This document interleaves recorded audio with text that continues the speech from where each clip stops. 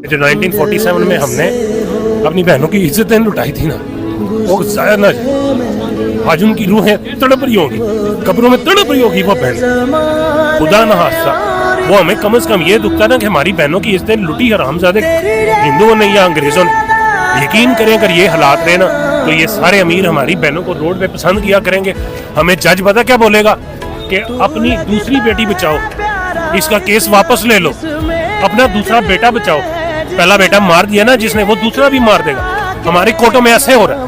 Cavalry में एक ऐसा नहीं हुआ था कि एक बेटे ने अपनी बहन के लिए लड़ा, उसको मार दिया गया, कोई सबूत नहीं मिला। आखिरकार उस एक गार्ड की कमीज मिली जिसके ऊपर ब्लड लगा हुआ, फिर फंस गया। फिर उसकी माँ ने कहा था जज साहब को कि जज साहब मेरी बेटी जवान घर में बैठी हुई है, अगर मैंने यहाँ पे खड़ी ली ना वो उसको ले जाएंगे, और वो मुझे कह रहे हैं कि तेरे घर से नंगी करके लेके जाएंगे अपने घर तक। वो माँ ने कहा था कि अगर मेरी बेटी की जमानत दे सकते हो ना और मेरी सारी उम्र की जमानत दे सकते हो तो मेरा केस आगे लेके चलो। और जज साहब चुप हो गए थे, जवाब नहीं था। पाकिस्तान की सबसे बड़ी अदालत का जज एक औरत को जिसके साथ ये हुआ हो वो ताकत नहीं दे सकता, उसको हौसला नहीं दे सकता, उसकी हिफाजत नहीं करने का ऑर्डर दे सकता, तो हम कौन से इंसाफ में लेके बैठे हुए? हम इनके खिलाफ लड़ सकेंगे? ये हमजा शहबाज दूसरे तीसरे, हमें नहीं याद कि इस मुल्क में कैसे मुकाबले होते। मैं छोटा सा था, सुनते थे आबिद बॉक्सर और फलां फलां मुकाबला किया, बंदा गायब। आज वो नहीं है इस बंदे की वजह से।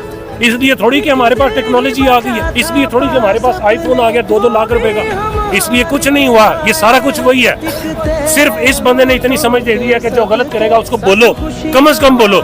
मैं निकला हूं ना बोलने के लिए, मैं हाथ में मेरे गन तो नहीं है, लेकिन मैं बोल रहा हूँ जो मेरा ईमान कहता है, जो मेरे नबी ने तालीमात दी, जो कुरान में पढ़ा, मैं वो करने निकला हूँ। इस बंदे ने मुझे बताया कि गलत हो, कम से कम बोलो, ताकि क़यामत वाले दिन ये ना कोई बोले कि ये उल्लू का पट्टा बड़वा चुप करके बैठा हुआ था और हमारे सामने मुल्क में ज्यादतियां हो रही थी। मैं तो कह सकूंगा ना, मेरी ये रिकॉर्डिंग आज भी आप दोगे, आप उस दिन भी गवाही दोगे कि मैंने इस बंदे को वहाँ पे देखा था और ये खड़ा था।